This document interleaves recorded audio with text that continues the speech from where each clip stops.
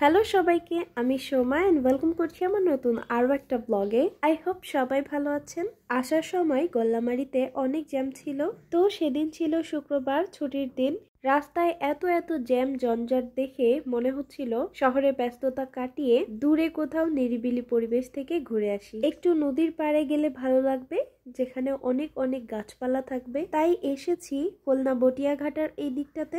আর এটা হচ্ছে বটিয়াঘাটা ব্রিজ। যদি লোকেশনের কথা বলি তাহলে গল্লামারি হয়ে মোহাম্মদনগর রোডে ঢুকতে হবে, এরপর বিশ্ব রোড চৌরাস্তা মোড় থেকে সাচিবনিয়া রোডে আসতে হবে, আর তারপরেই তো খুলনা বটিয়াঘাটা। এদিকের পরিবেশটা কত সুন্দর, তাই না? ছুটির দিনগুলোতে আমাদের মতো অনেকে এদিকে দেখলাম বাইক নিয়ে এসেছে ঘুরতে। এখন আমরা আছি আতিয়া নাংলা বাজারে। বাজারটা বেশ বড়, এখান থেকে আর 3-4 কিলো এগোলেই পড়বে রানা রিসোর্ট। একপাশে নদী, মাঝে রাস্তা, ডান দিকে ধানের ক্ষেত, সব মিলিয়ে এত সুন্দর একটা পরিবেশ।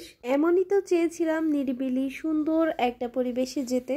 আস্তে আস্তে আমরা চলে এসেছি রানা রিসোর্টের এই দিকটাতে। এখন অক্টোবরের শেষের দিকে হালকা শীতের একটা ভাইব চলে এসেছে। বিকাল হতে না হতেই কুয়াশাচ্ছন্ন একটা পরিবেশ তৈরি হয়েছে। তো একটু পরেই সন্ধ্যা নেমে যাবে, আমরা অল্প কিছু সময় এখানে থাকবো।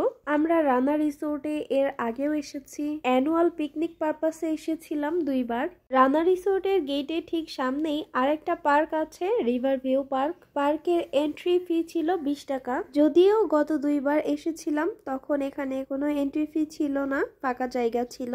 তবে জায়গাটাকে হালকা একটু মডিফাই করে সুন্দর করে তুলেছে।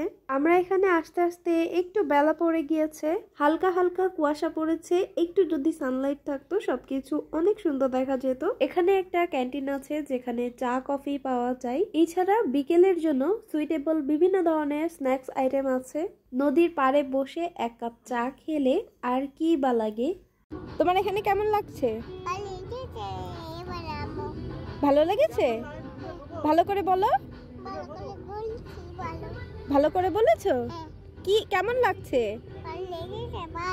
ভালো লেগেছে? নদীর পাড়ে বসে 1 কাপ চা বা কফি হলে আর কি বা লাগে, তাই না? কফি খেতে খেতে গতবার পিকনিকে এসে কেমন মজা করেছিলাম, এখানে কি ছিল বা ছিল না, নতুন করে কি অ্যাড হলো সেগুলো নিয়ে একটু ভাবছিলাম। পাশেই দেখলাম প্রচুর কাশফুল হয়েছে। আগে তো কাশফুল দেখলেই অনেকগুলো কাশফুল নিয়ে বাসায় চলে যেতাম, তবে সেগুলো শুধুই নষ্ট হয়ে যায়। এজন্য একটাই কাশফুল নিয়েছি। এটা কাশফুল? কি ফুল? তোমার ফুল? তোমার ফুল, কিন্তু ফুলটার নাম কাশফুল, বুঝেছো? সোনাডাঙ্গা ময়ূরী আবাসিকে তো প্রচুর কাশফুল, তবে বাসার এত কাছে হয়েও ওখানে অনেকদিন যাওয়া হয়নি। এখানে এসেছি অনেক সময় হয়েছে, সন্ধ্যা হয়ে যাচ্ছে। এখন আমরা চলে যাব, ফিরতেও বেশ সময় লাগবে। সো আজ এই পর্যন্তই। ভালো থাকবেন সবাই, আল্লাহ হাফেজ।